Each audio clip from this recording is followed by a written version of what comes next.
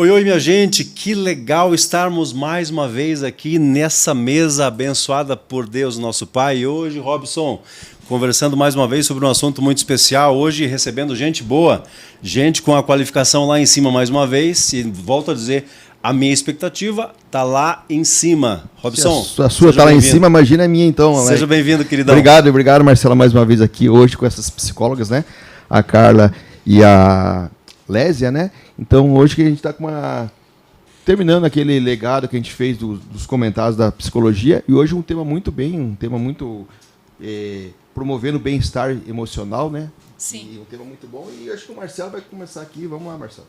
Vamos lá, vamos começar apresentando nossas convidadas. Temos aqui hoje, que legal ver aqui, a doutora Carla Strozzi Lustosa. Sim. Que legal, seja muito bem-vinda. Eu que agradeço o convite, é uma alegria estar com vocês. E que legal também temos aqui a doutora Lésia Fontana também, hoje nos auxiliando aqui nesse nossa importante conversa aqui hoje sobre psicologia. Como é legal esse mundo, né? Seja muito bem-vinda, doutora Lésia. Muito obrigada. Para mim é um privilégio, uma honra participar, ainda mais do lado da Carla. Linda. Então vai ser um prazer. Que legal. Nosso tema de hoje, Robson, como já adiantou, é promover o bem-estar emocional. E olha que tem bastante questão relativa a isso, não é? Hoje, pensar sobre isso é de fundamental importância nos tempos que vivemos. Sim. Estamos todos muito acelerados entre as várias ocupações e responsabilidades, alguns aflitos diante das diversas pressões do dia a dia. Então, como é relevante poder falar sobre isso, promover o bem-estar emocional. Isso a vida é cada dia mais acelerada, né? E é isso que a gente estamos tentando trazer para o nosso público cada dia mais, para ver se o pessoal tenta desmistificar um pouco essa correria do dia a dia e como a gente deixar o nosso dia mais calmo, mais tranquilo. E começando então, vamos lá. O que você poderia falar sobre saúde? Como promover o bem-estar? Começando, dá uma introdução para nós, Carla. Eu vou dar uma introdução para vocês, trazendo algo que a Organização Mundial da Saúde fala, que eu acho que é muito pertinente, né? Primeiro que eu quero dizer que a psicologia é uma ciência. Antigamente a gente tinha aquele negócio de abraçar a árvore, muito antigamente, né? Hoje não é mais assim. Mas acabou esse negócio? Não pode mais abraçar a árvore? Ai, olha, eu vou te dizer que em alguns lugares nós abraçamos, né, amiga?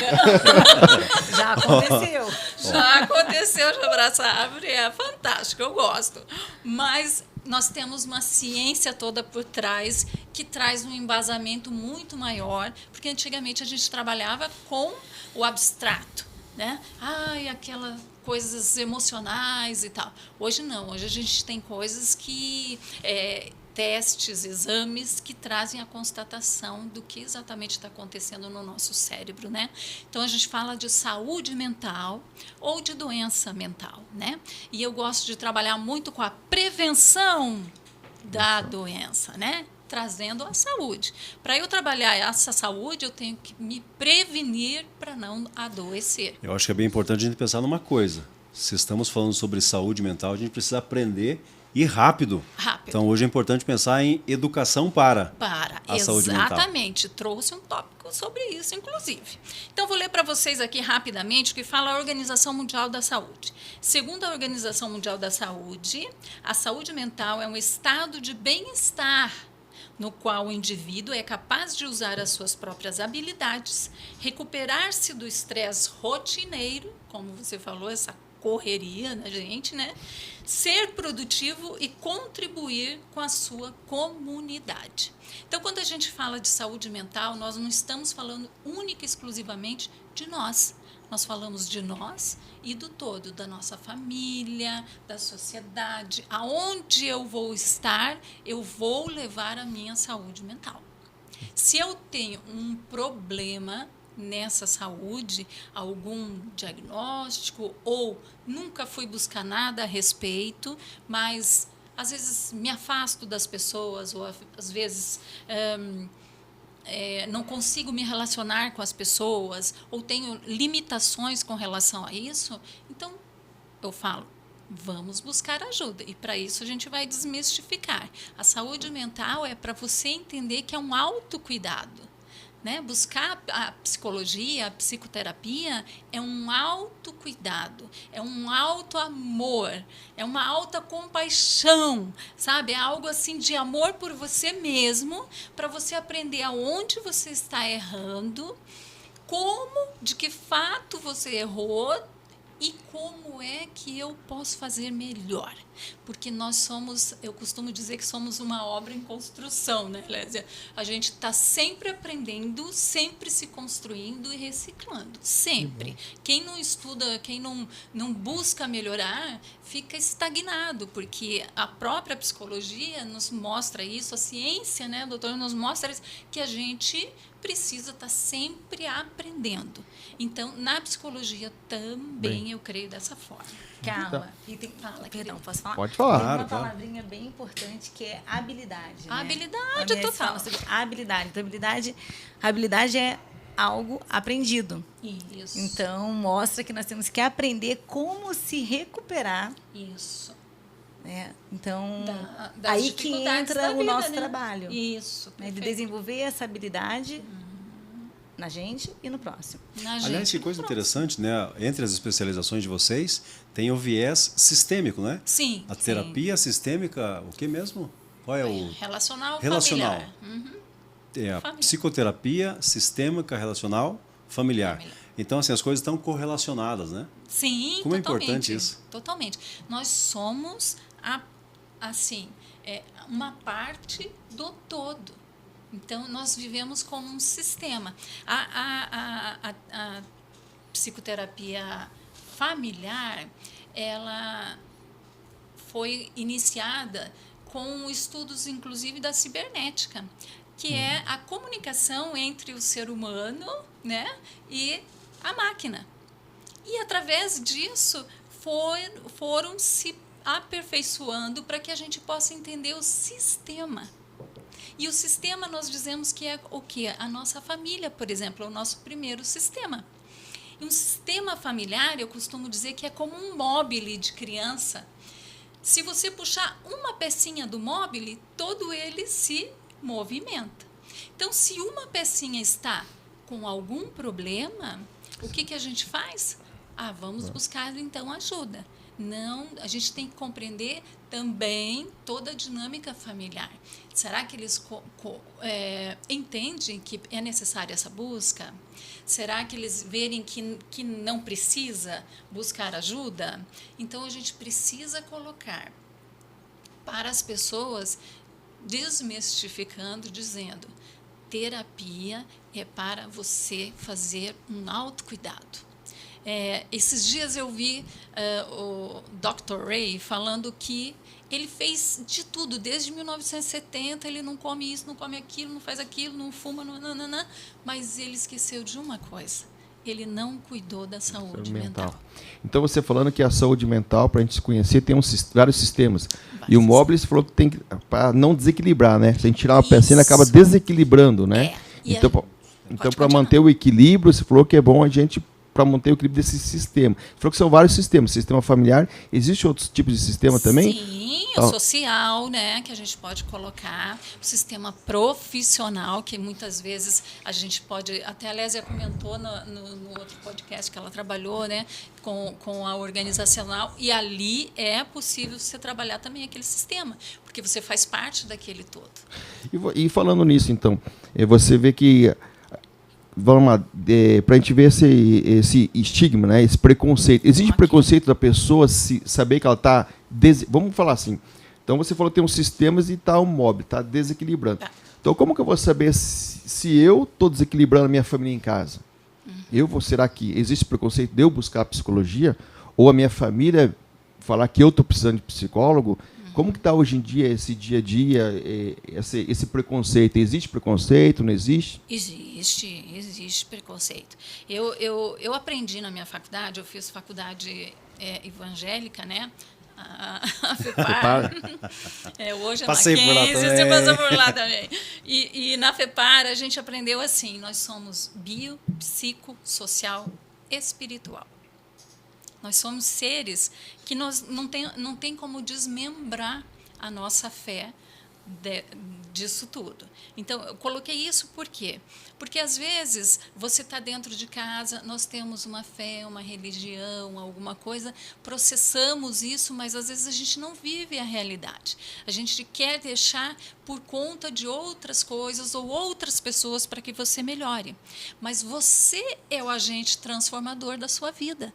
Não adianta eu jogar para minha esposa, para o meu esposo, para o meu filho, o meu bem-estar. O meu bem-estar tem que estar dentro de mim e não fora de mim.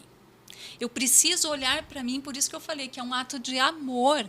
Eu tenho que olhar para mim e dizer, puxa, eu estou magoando a minha família, eu estou reagindo de formas desnecessariamente grosseiras ou gritos, a gente vê muito isso. E aquilo que você me perguntou de preconceito, existe demais. As pessoas olham e dizem assim, o que eu vou dizer se eu vou buscar um psicólogo? A primeira coisa que ele vai ouvir é, tá com problemas, tá doente. Você tá louco? É louco. Você é maluco? Não, você não é maluco. Pelo contrário, eu costumo dizer assim, até a nível de brincadeira. Né? É para não ficar maluco. Mas eu quero fazer uma observação em cima da fala do Mobile. O Mobile, ele só atrai a atenção do bebê se ele estiver em movimento. Isso. E todas as pecinhas do Mobile que se movimentam são diferentes. É difícil você encontrar um Mobile com as pecinhas iguais. Igual, Então, é essa riqueza do sistema familiar, né? As pessoas são diferentes, as pessoas têm habilidades diferentes, têm comportamentos diferentes. E talvez seja isso que cria, às vezes, um conflito. E nem sempre, eu vou procurar uma terapia porque a minha família é o problema ou porque eu sou o problema. Não, a gente pode procurar uma terapia para ser até melhor. Até para melhorar aquilo que já está muito legal. Com certeza. Porque a terapia é um movimento de consciência, é um movimento de aprendizado, é um movimento de mudança. Então, assim, não é só porque eu tenho pode ser por isso, mas tem outras. Quão delicada essa questão da família estar com a sua condição de mental em paz, né? Bem. Eu com penso a o seguinte, homeostase positiva e não negativa, né? Eu penso assim que para que a família esteja bem e saudável, todos têm de estar bem. Sim, perfeito. Mas basta apenas ter um problema para gerar a codependência, para gerar uma série de complicações relativas a, sim, psicólogo, psiquiatra, médico, polícia. Veja como a coisa começa a ficar complicada. Exatamente. Então, assim, a ideia da família eu vejo assim como uma peça musical. Eu queria ser bom músico, queria compreender melhor isso, mas fico imaginando, eu não consigo identificar todos os sons e saber, não, isso aqui é dó, isso é um ré maior, eu não consigo identificar isso, mas um bom músico compreende. Sim. Mas eu vejo o seguinte, quando alguém está tocando fora do ritmo, fora do compasso, ou está desafinado o instrumento, qualquer pessoa consegue compreender. Todo mundo então a família tem que estar como uma peça bem executada, uma peça musical bem executada, e por isso a importância da saúde mental. Exatamente. E o que a gente vê hoje?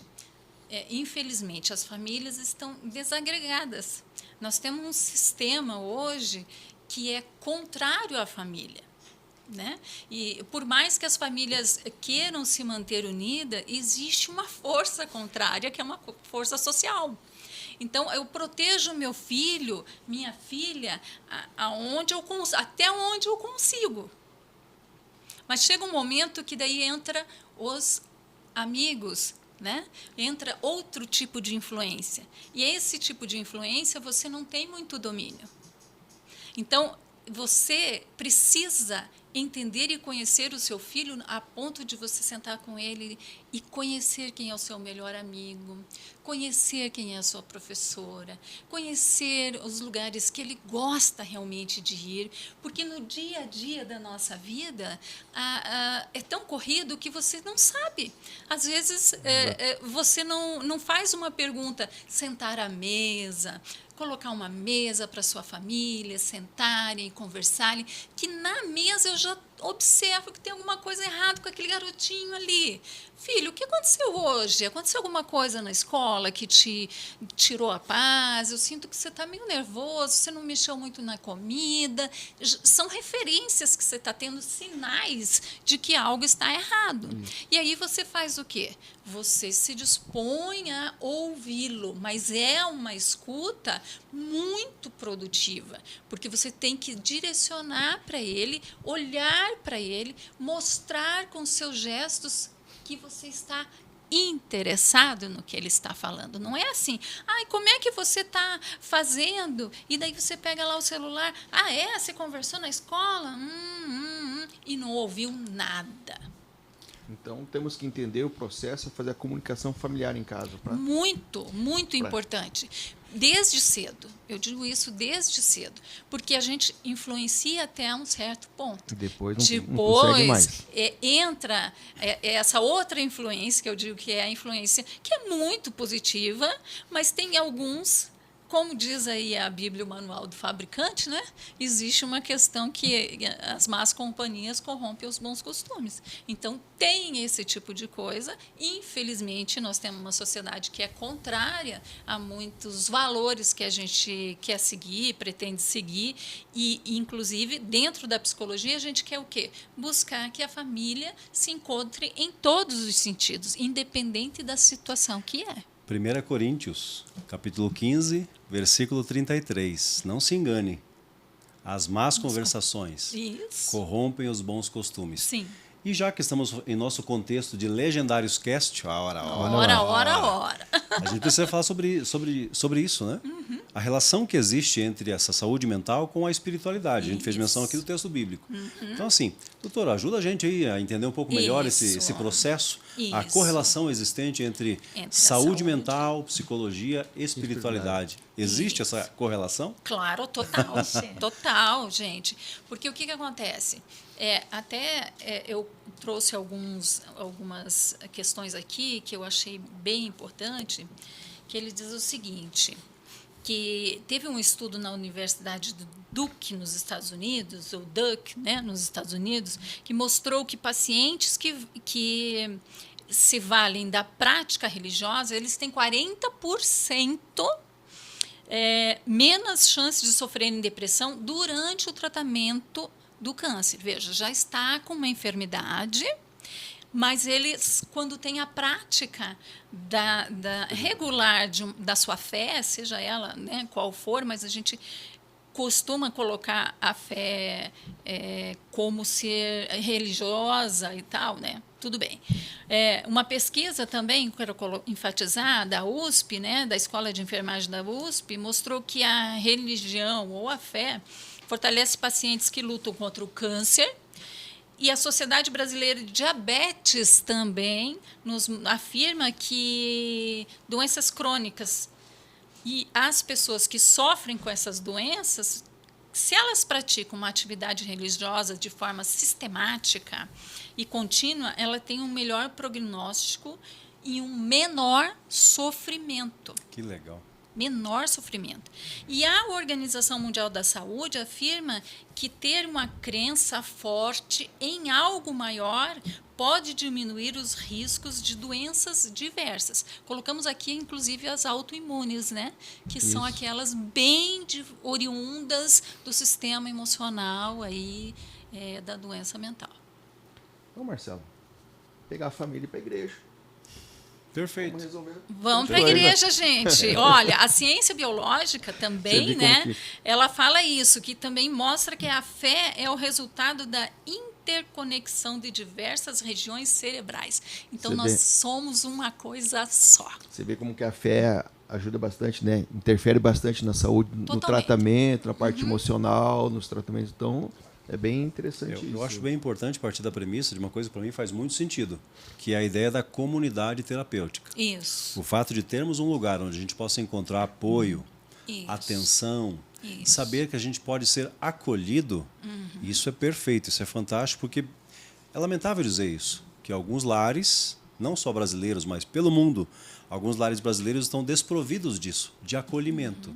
Então, quando eu penso em igreja como uma comunidade terapêutica, eu vejo assim um plano de Deus perfeito, Verdade. em que no seio familiar as pessoas sejam acolhidas, sejam amparadas, sejam cuidadas, sejam amadas. Entre as questões que vejo para esse nosso contexto aqui, isso para mim é muito relevante.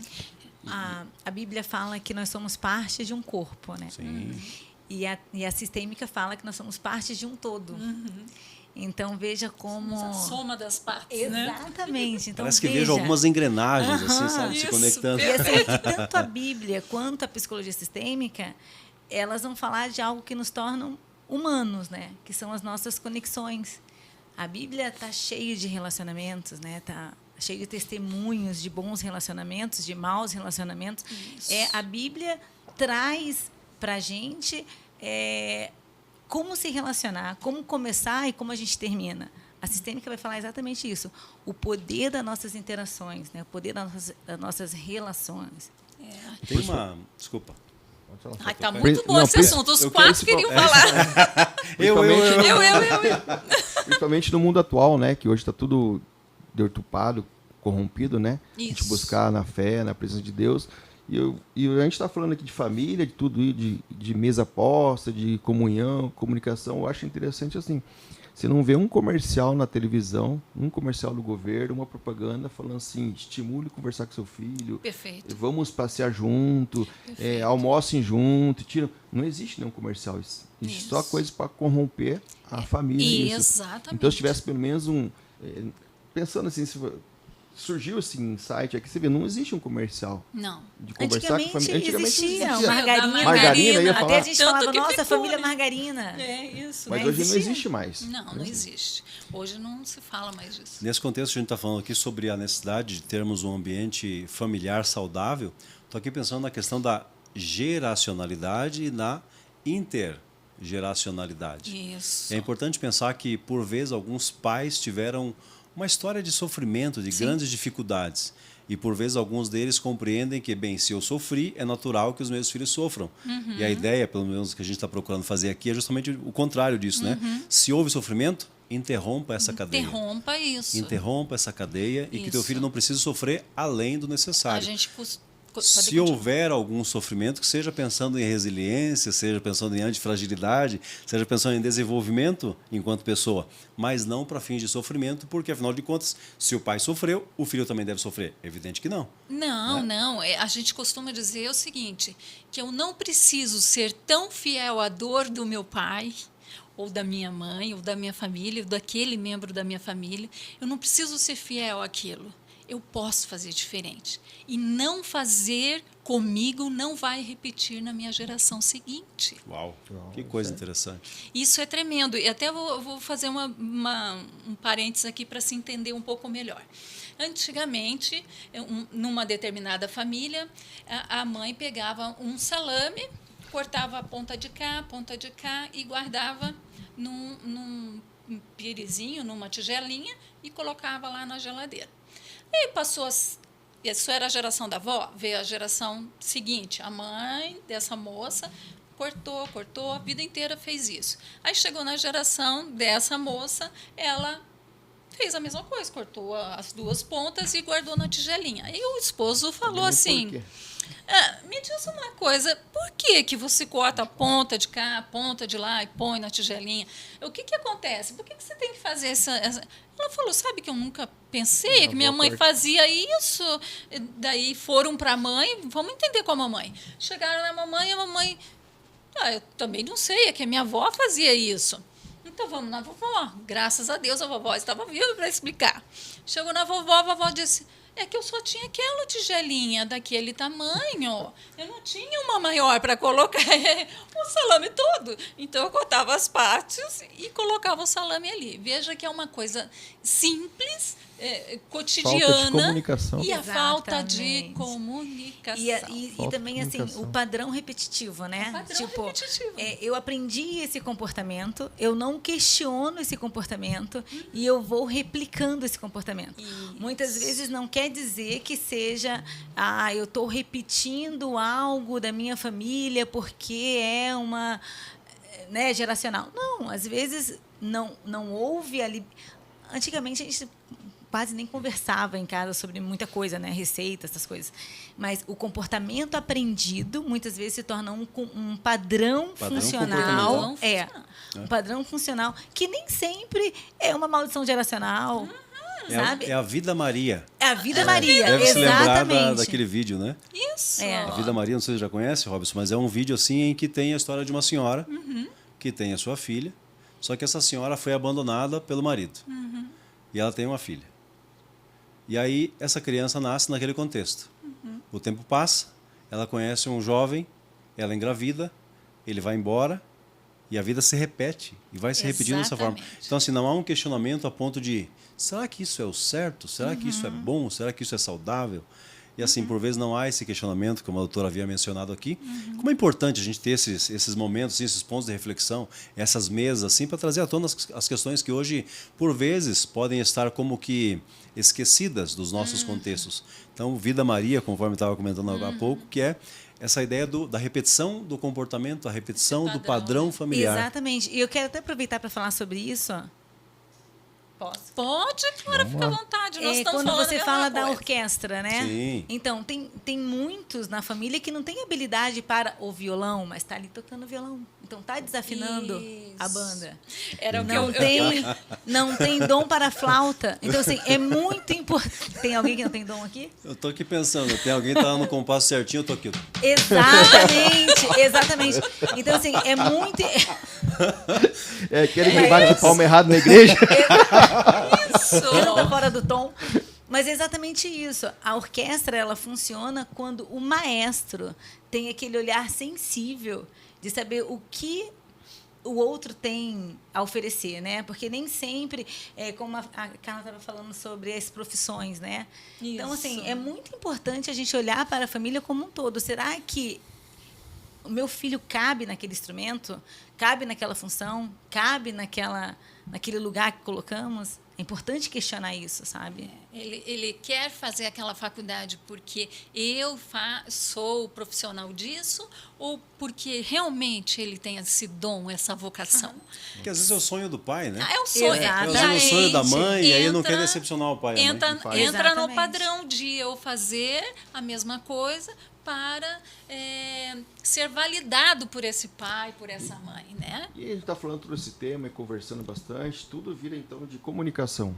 Ah, Como sim. superar a dificuldade de comunicação?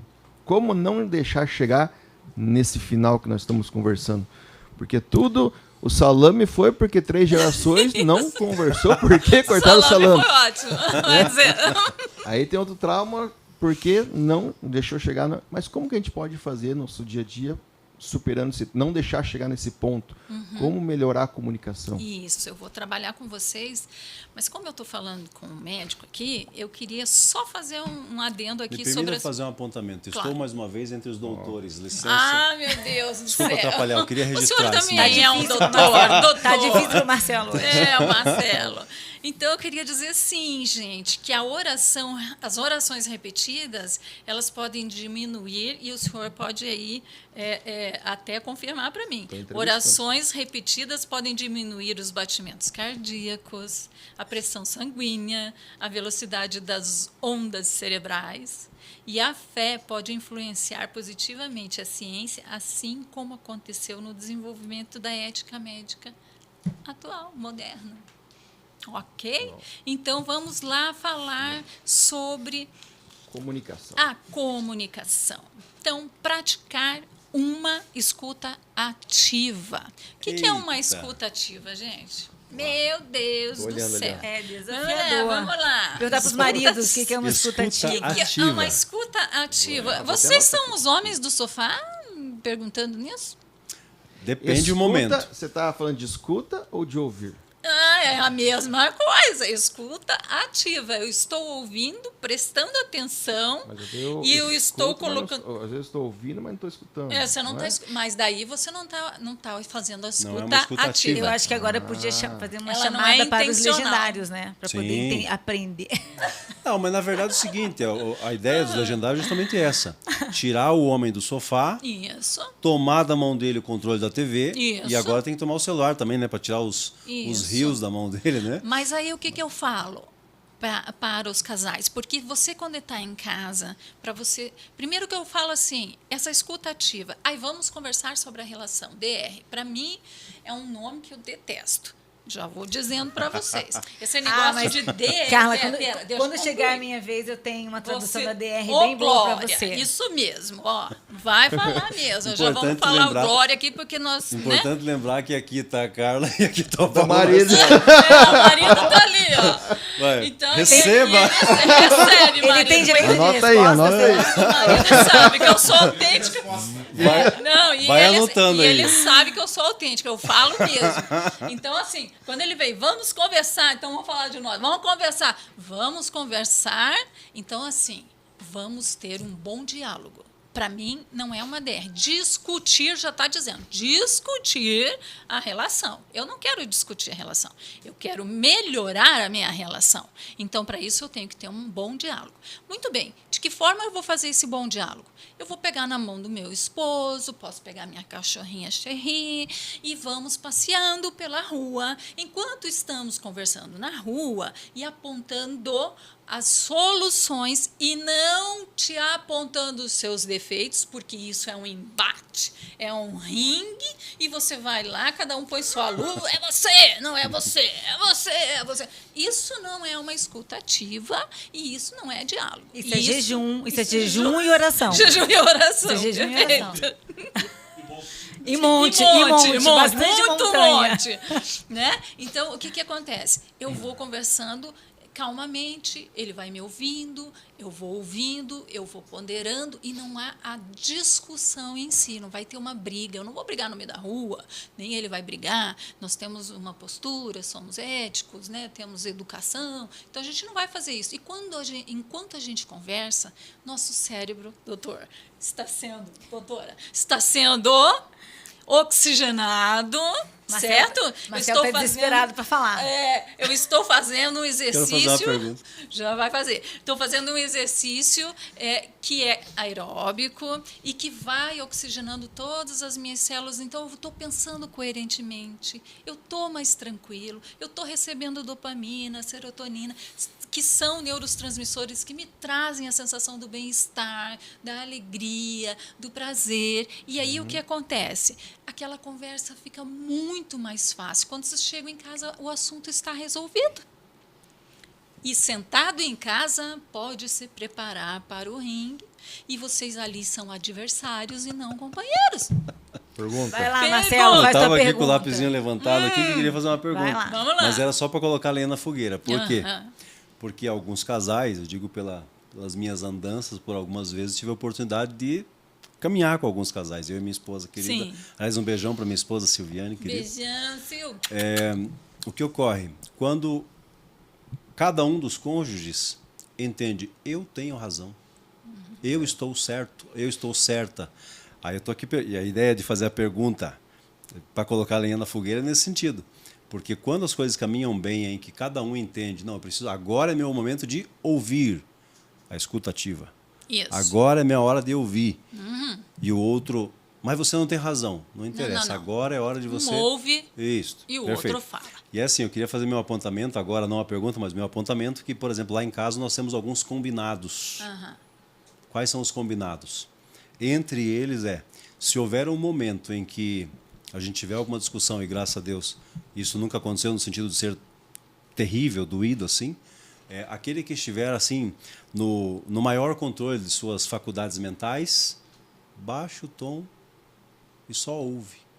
Não dê mais munição, encerra a conversa e depois, quando a pressão baixar, aí retoma. Mas no momento de discussão, não é hora de enfrentamento.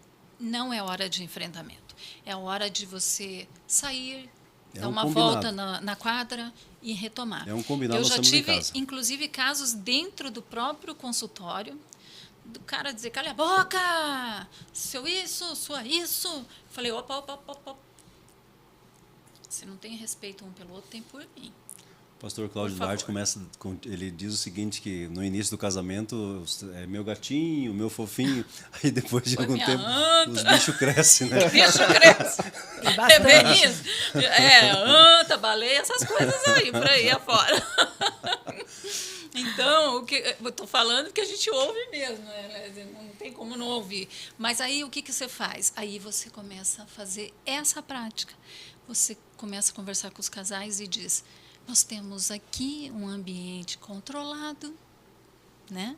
E vamos manter, né, toda a delicadeza, sutileza, vamos falar tranquilamente, vamos falar mais baixo e vamos ter respeito, porque sem respeito é o mínimo, nós não vamos chegar a lugar algum. Aí as pessoas têm um certo constrangimento e retomam. Aí sim, um fala: por favor, aguarde. Agora sim, sua vez de falar. Então, quando a gente trabalha casais, é dessa forma. Quando a gente trabalha família, né, daí já dá um pouquinho mais de movimento. Mas, mesmo assim, nós temos que deixar quem está falando... depois o outro. Para depois o outro. E quando um casal chega... Nós estamos falando de casais aqui. Tá. Quando o casal chega no consultório já para falar com o psicólogo, é porque a corda já estourou lá atrás antes, é a muito última salvação? A maioria. Ou tem casais que são mais sensatos antes de acho que é pouco, antes de complicar as coisas, vamos pro psicólogo primeiro. Deixa eu aproveitar aqui já. Eu normalmente... desafio de empoderamento matrimonial. Gente, por favor, não se esqueçam do REM, hein, galera? Olha então, só.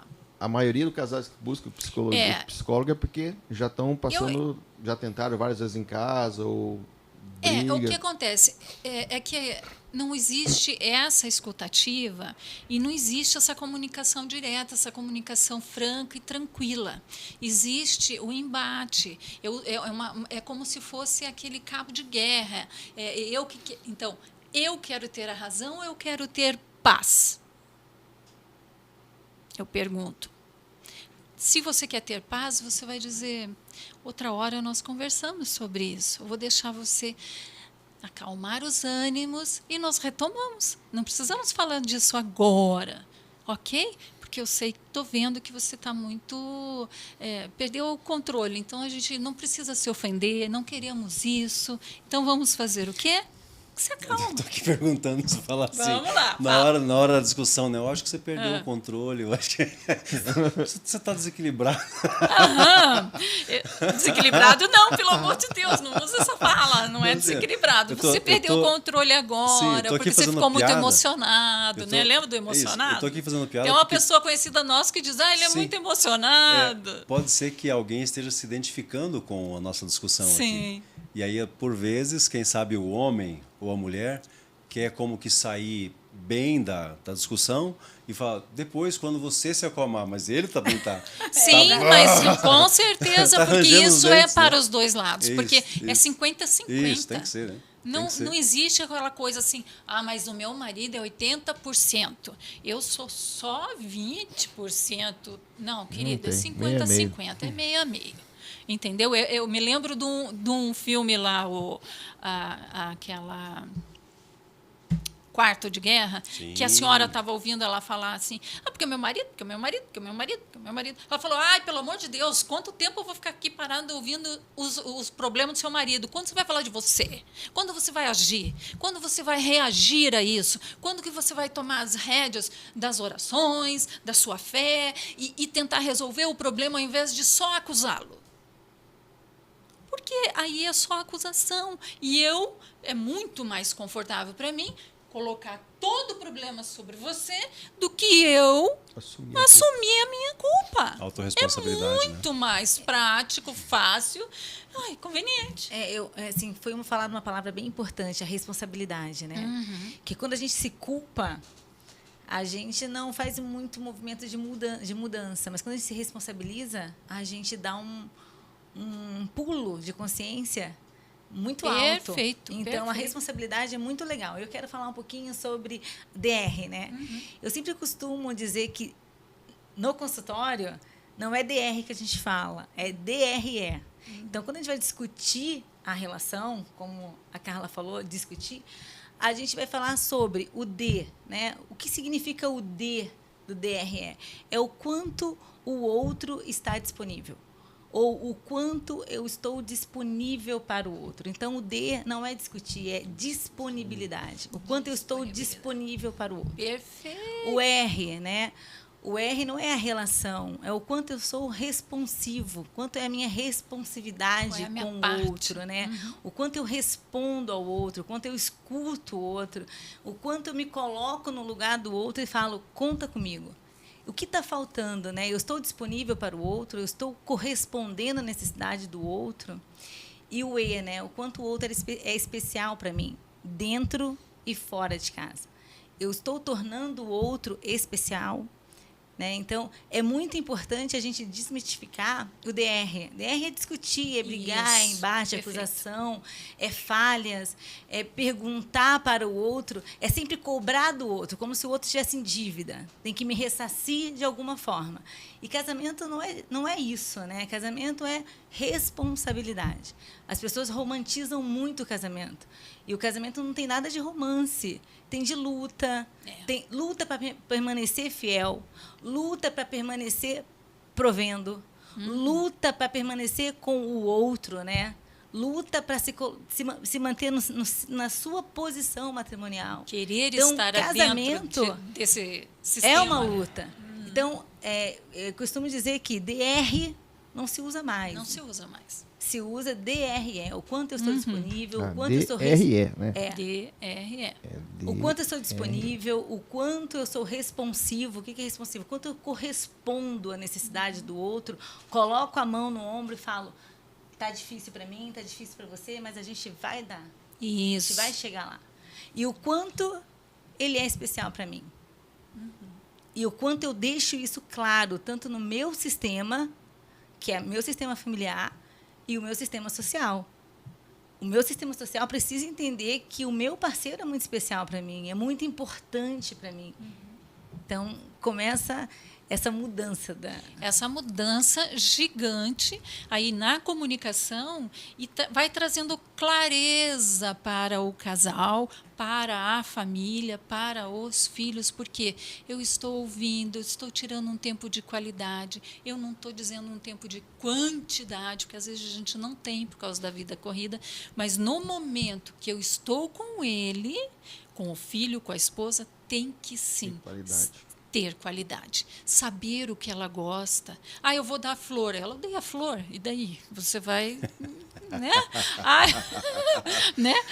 Comunicação. Né? Um dia eu vi o Clodovil dando flor para Desi Gonçalves.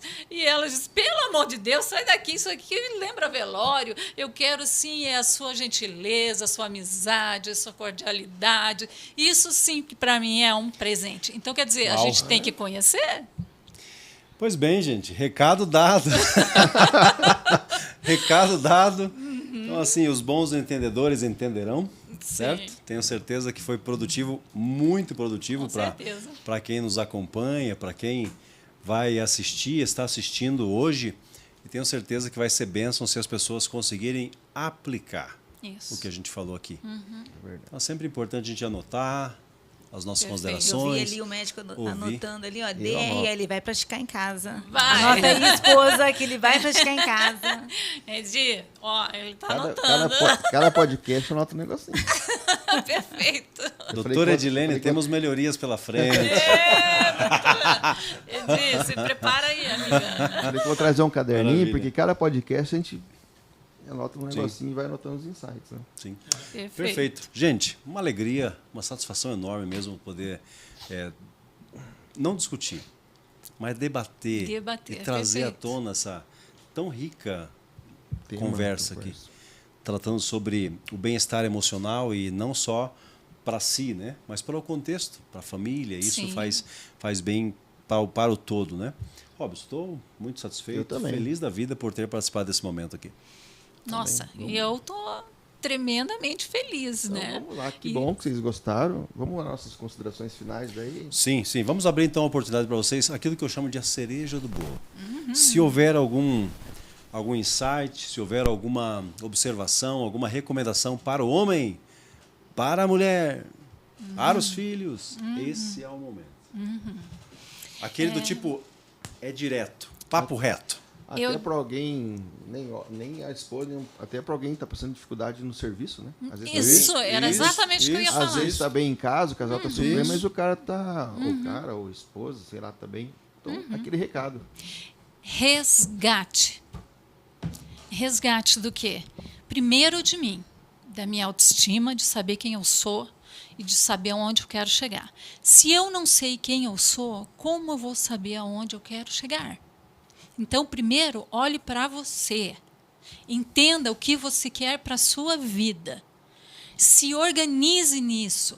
Dê passos pequenos, um dia de cada vez. Mas insista e nunca desista. Família não se desiste. Amém. Porque eu costumo dizer assim, que é um abismo que se abre quando há uma separação da família. Todos se perdem no meio do caminho. Maravilha. Doutora Lésia. Bom, para mim foi um prazer estar aqui, uma honra, mas o que fica no meu coração é que terapia é um ato de coragem. Você investir na sua família, você investir nos seus filhos, investir no seu marido, é um ato de grandeza, de coragem, investir no seu casamento. É o primeiro passo para uma conscientização de que o casamento é uma luta e uma construção diária. Então, o que fica aqui, minha mensagem final é: tenha coragem de investir e cuidar daquilo que é seu. Maravilha. Um tema mais relevante, obrigado pela presença das duas. Gostei muito, anotei bastante. Obrigada. Não sei se vou ler, porque a letra de médico é... Perfeito. Depois não entendo nada. Depois a gente traduz. Depois não aí. entendo nada. Mas foi Gente, muito bom. Ótimo. Olha só, gente, você que nos acompanha, siga psicóloga.carlastrozzi, isso no Instagram, e também Psicologia Fontana. São os endereços, primeiro da doutora Carla Strozzi, o segundo Psicologia Fontana, da doutora Lésia Fontana. Siga no Instagram, curta, compartilhe esse conteúdo e tenho certeza que vai ser bênção para muitas famílias. Amém. Que Deus te abençoe e te guarde. Gratidão. E até a próxima. Grande abraço.